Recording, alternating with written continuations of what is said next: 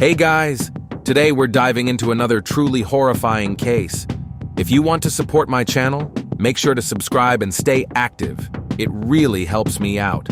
I'd be super grateful for that. Let's get started. On January 11th, 2023, a quiet Texas town awoke to a chilling call to the emergency services.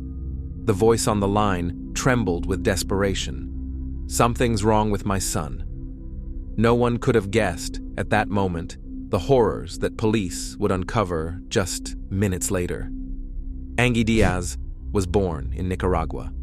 Her family lived modestly, and her mother fell gravely ill with cancer, forcing constant medical bills. As the burden deepened, it was decided that Angie would move to the U.S. to work and financially support her loved ones. She relocated to Texas and stayed with her aunt, who offered her a place to live.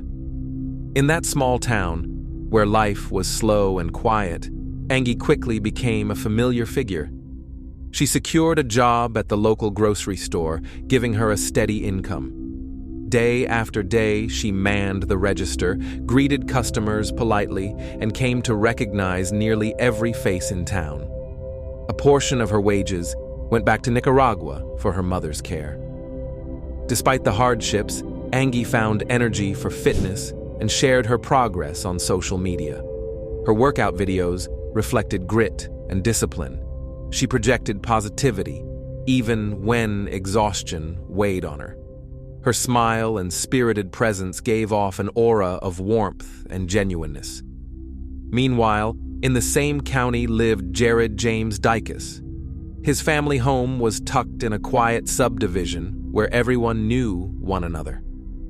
On the surface, they seemed well off, stable, and respected. From childhood, Jared had access to everything he needed and never confronted the struggles Angie faced. But beneath the facade lay hidden turmoil.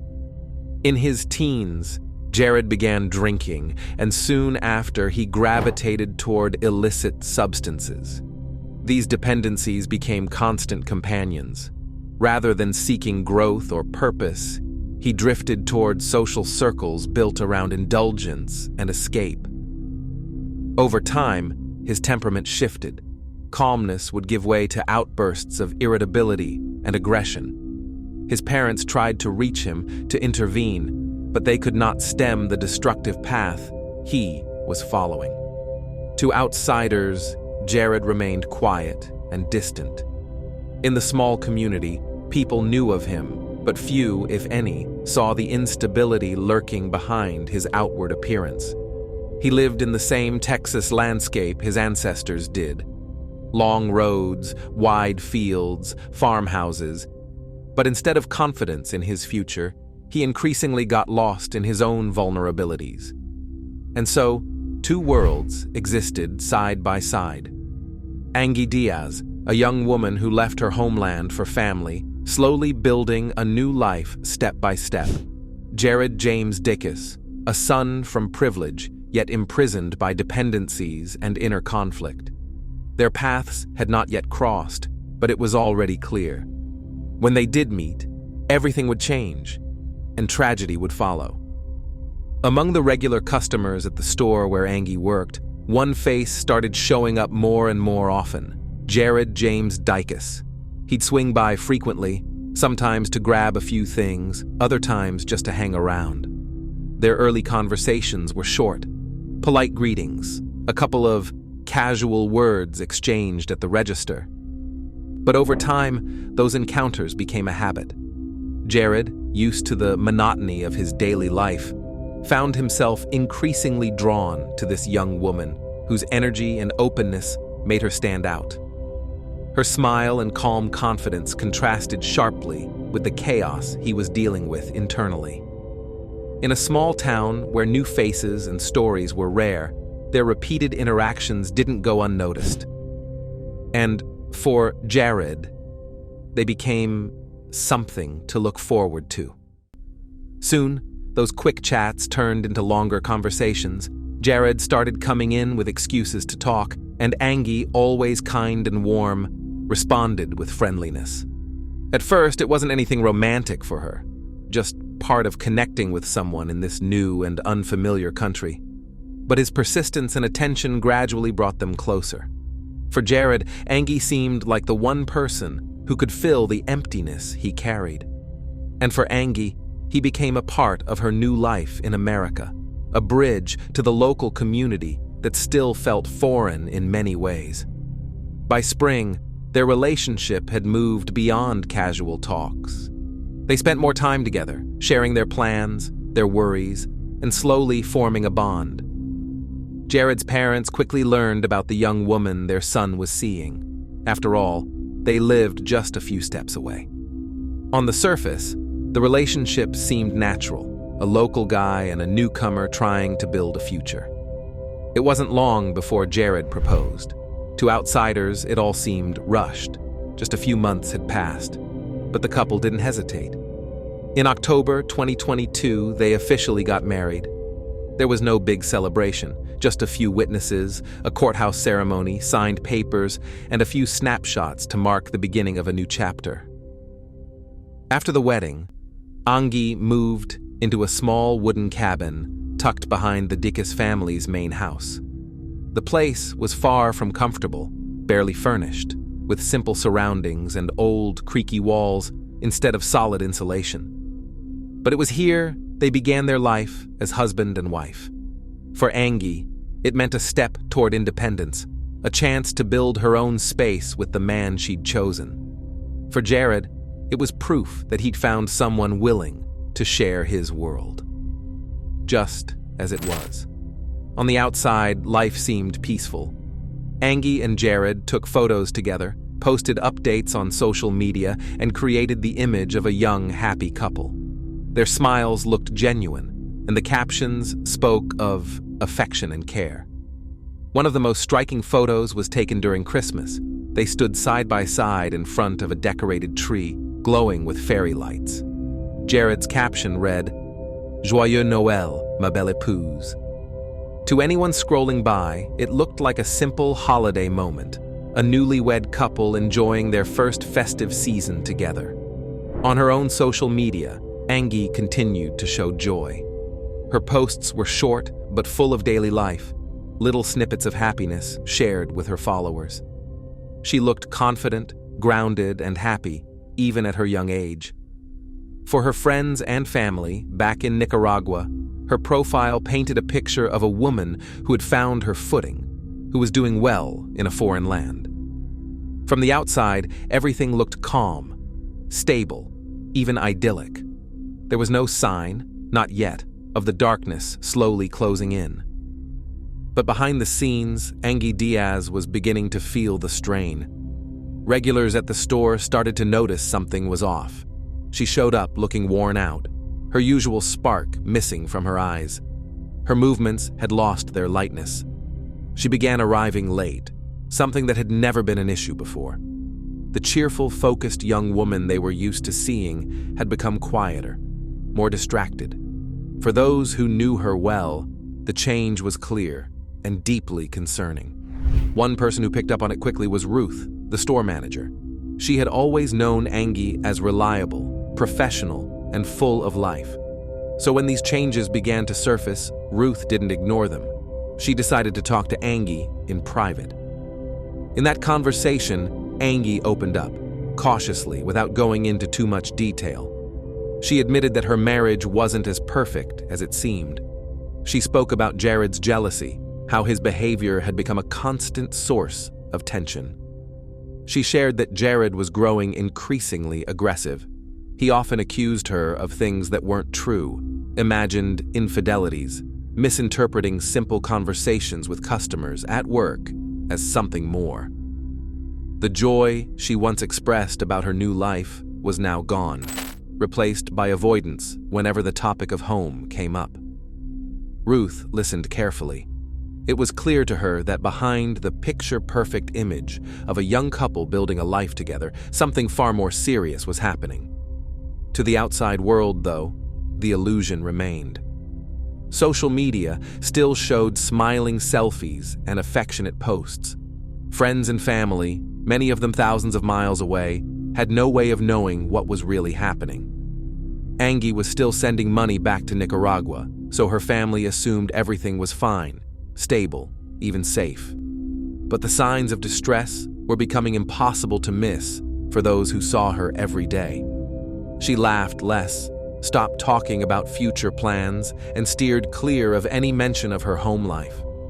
Angie did everything she could to keep up appearances, but in quiet, trusted conversations, she began revealing glimpses of the truth.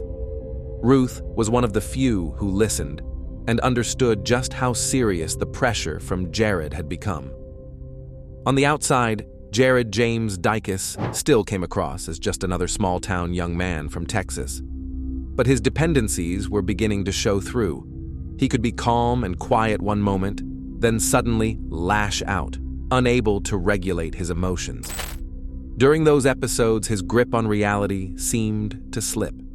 His parents tried to smooth things over to minimize the fallout, but they could no longer change the habits that were taking hold of their son. One major incident took place in November 2022. Jared got behind the wheel while heavily intoxicated. He was pulled over by law enforcement. At first, it seemed like a routine stop, but things quickly escalated. Jared refused to comply with officers, began shouting, and acted out aggressively. Once brought into the station, Jared James Dicus erupted in a fit of rage. Instead of staying quiet or cooperating, he lashed out violently. He pounded his fists against the walls, slammed his hands into glass dividers, and shouted profanities loud enough to echo throughout the entire building.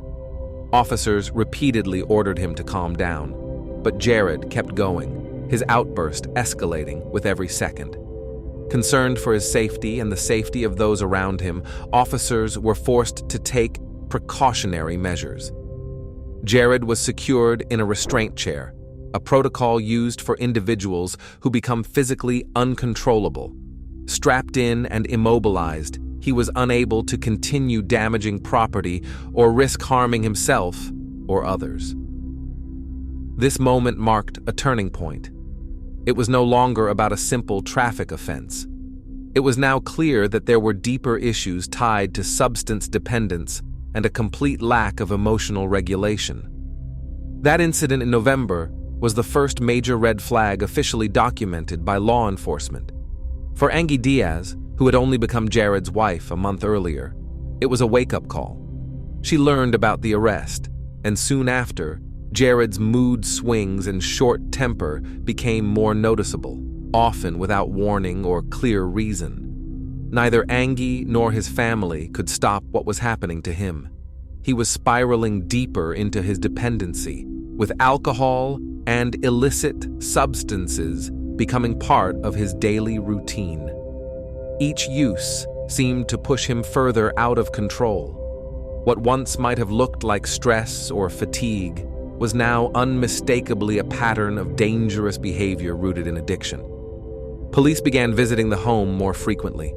Neighbors and even Jared's own parents could hear the yelling, the arguments, the chaos spilling out behind closed doors. Reports of domestic disturbances became more frequent, with Jared identified as the one instigating the fights. But even with law enforcement involved, little changed. Each visit ended with a warning or a brief intervention, only for things to return to the same unstable routine. Despite police involvement, the household remained volatile. Jared's continued use of alcohol and banned substances only intensified his paranoia and tendency toward aggression. Angie was often on the receiving end of his unpredictable outbursts. Yet for reasons unknown, she didn't take steps to leave the marriage. As a result, officers kept being dispatched to the residence, but nothing ever seemed to truly resolve. In the weeks leading up to the tragedy, the warning signs became even more alarming. Jared himself began calling emergency services. In one call, his voice was jittery and erratic. He claimed he felt unwell because of drug use. His speech was disjointed, and the dispatcher had to ask multiple times what he meant. Jared responded inconsistently, at times denying his own words, but then circling back to mention substances again. In another call, he pleaded for medical assistance, saying he needed an ambulance. His voice trembled. He sounded panicked. While the details of his distress were unclear, the sense of deep inner turmoil came through loud and clear. It was as if Jared knew he was losing control, and in a moment of desperation, was trying to reach out before it was too late. Rodney Dekas, Jared's father, also recognized that something was seriously wrong with his son. In the days leading up to the tragedy, he took Jared to a hospital, hoping doctors could evaluate his mental state and recommend treatment. But after an assessment, the medical staff determined there was no immediate risk. Jared was released and sent home.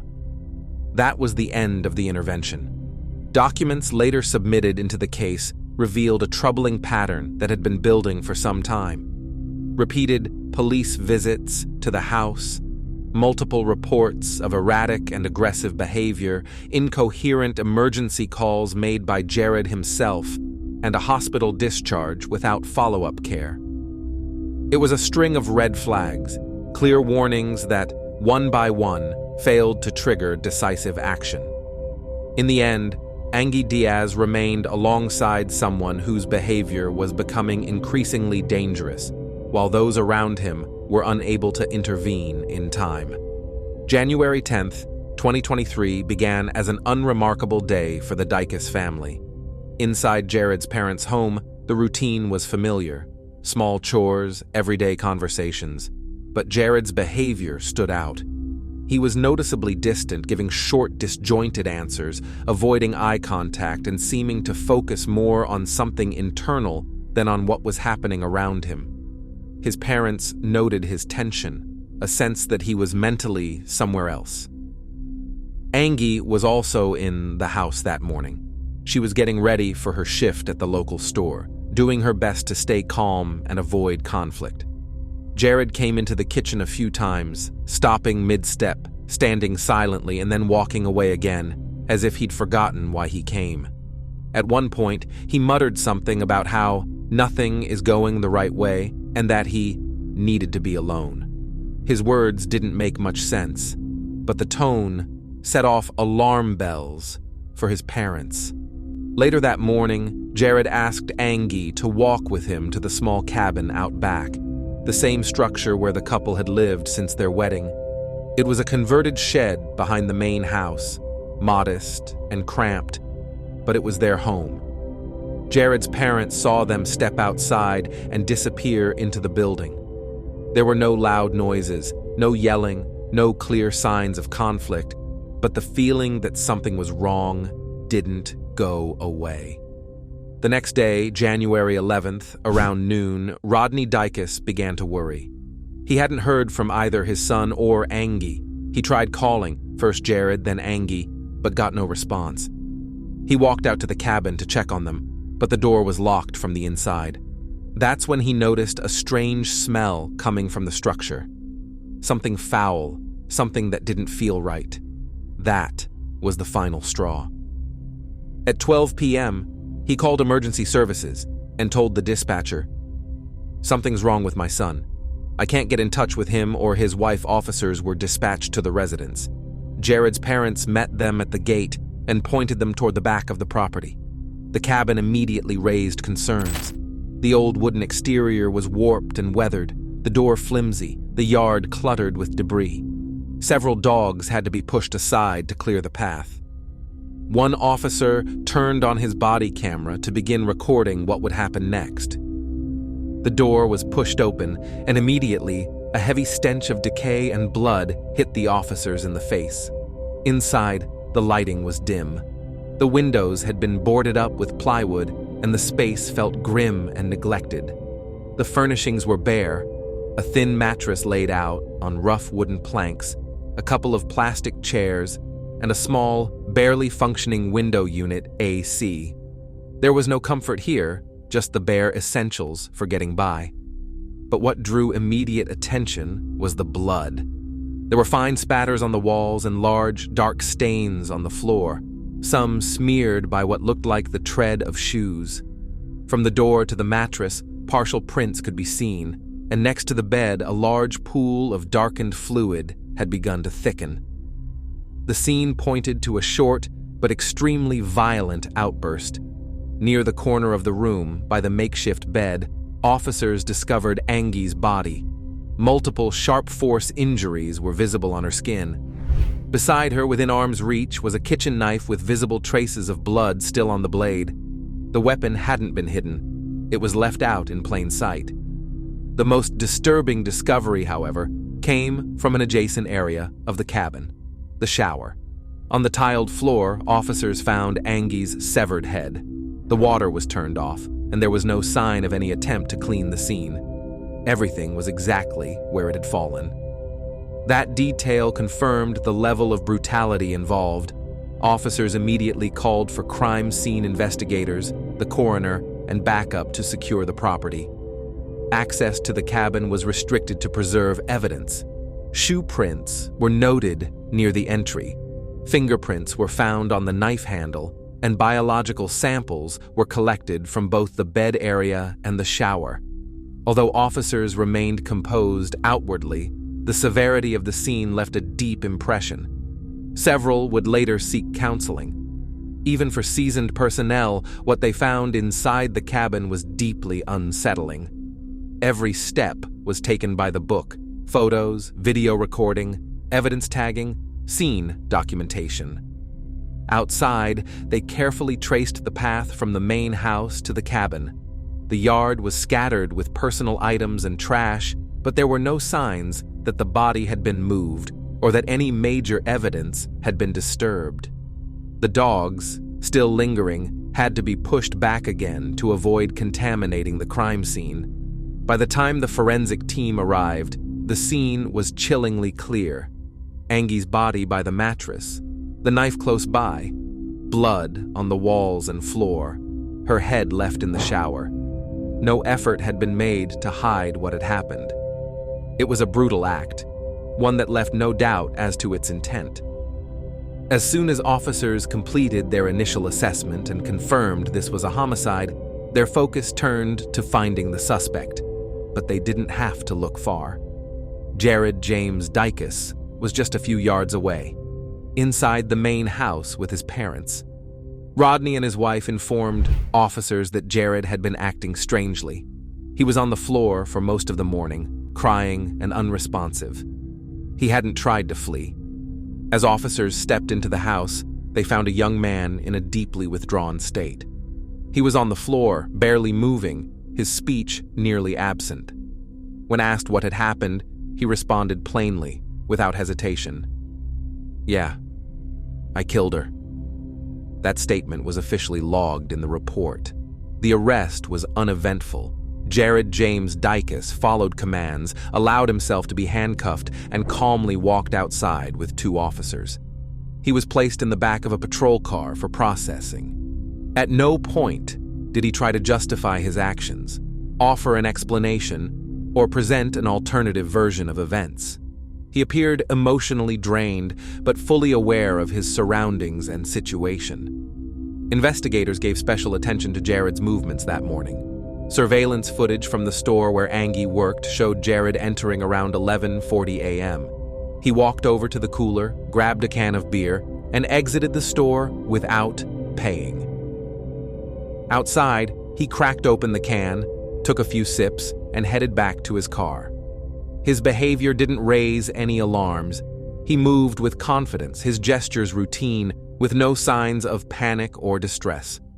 The video became a crucial piece of evidence, showing that several hours after the killing, Jared was outwardly composed and made no attempt to hide. This detail helped authorities build a timeline. Based on the condition of the body and blood patterns, it was determined the killing took place on the evening of January 10th. However, law enforcement wasn't alerted until the following day, January 11th, when Jared's father was unable to reach him and made the emergency call. That meant nearly 24 hours had passed between the act and the report.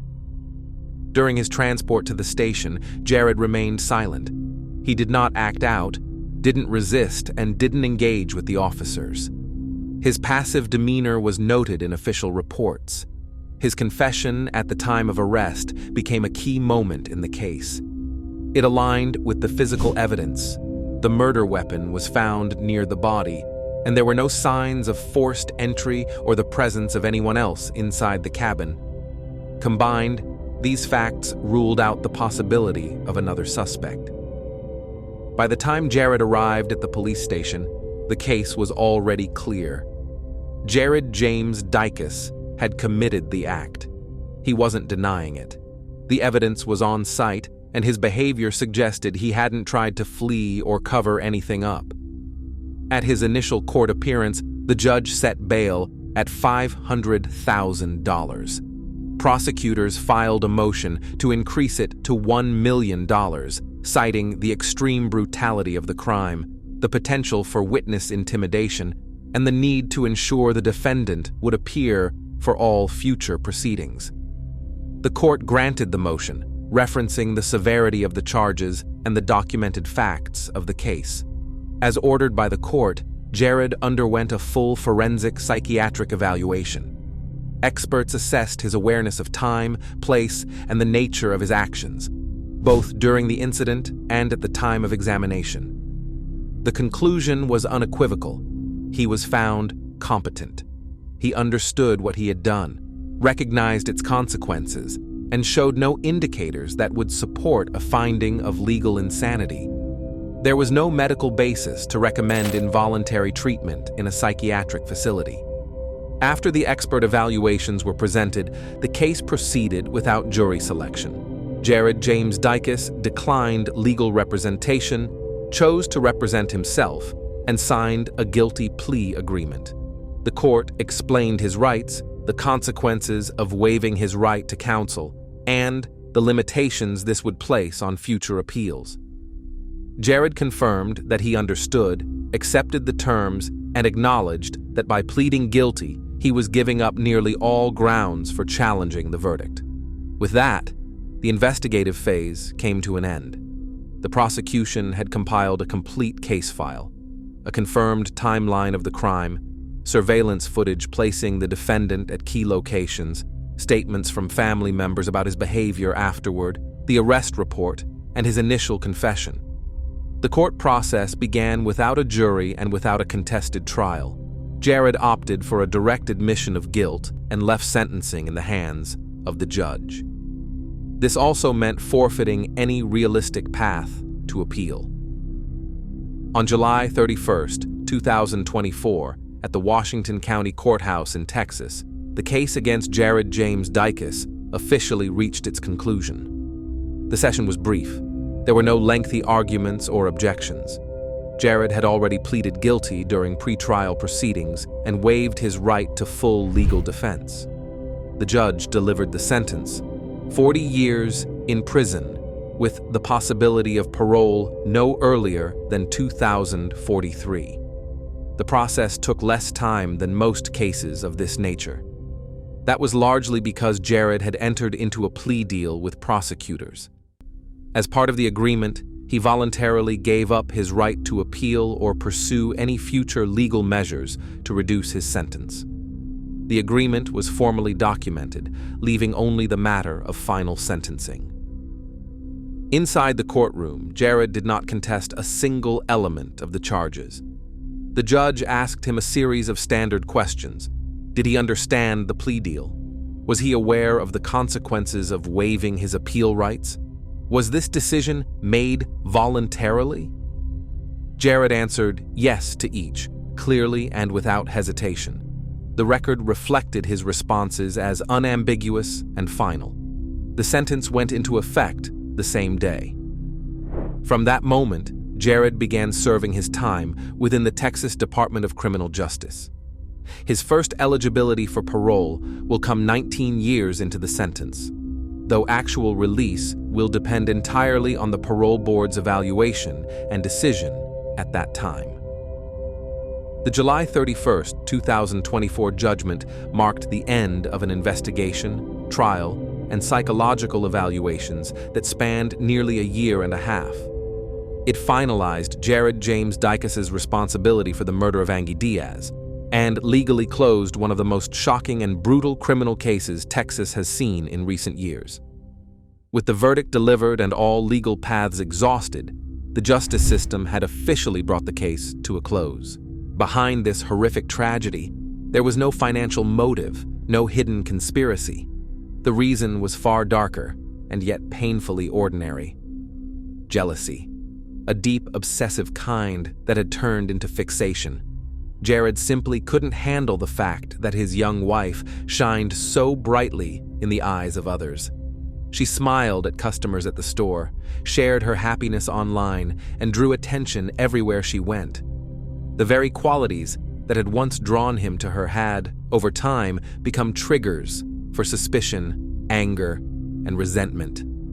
Add to that alcohol, illicit substances, and a pattern of uncontrollable outbursts, and the result was a volatile environment that only got worse. Their arguments at home grew more intense, and the emotional tension kept building. Until one day, all that jealousy, addiction, and inner instability exploded in a blind, devastating act of violence. The love he once called forever ended in an unthinkable crime. In the aftermath, Angie Diaz's family was left not only with unbearable grief, but also a harsh financial reality. They couldn't afford to lay her to rest. Her loved ones lived modestly, and most of Angie's income had gone toward helping her mother back in Nicaragua.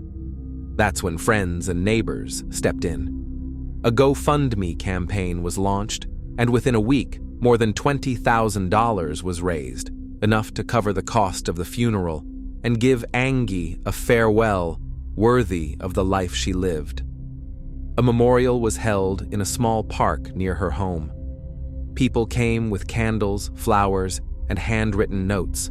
Friends and co-workers spoke through tears, remembering her kindness, her radiant smile, and the genuine warmth she shared with everyone. Neighbors said that even a brief encounter with Angie could brighten their entire day. To those who gathered, she wasn't just a victim.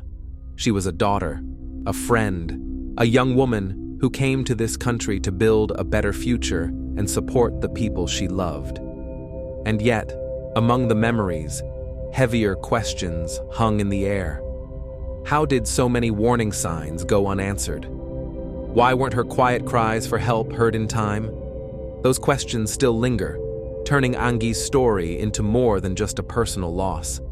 It became a warning, a reflection of what happens when early signs are ignored, and when those who need protection the most are left to face danger alone. Thanks for watching, everyone. Your support means a lot to me, and you can help my channel grow by hitting that like button, dropping a comment, and sharing this video. Your engagement really makes a difference. See you soon.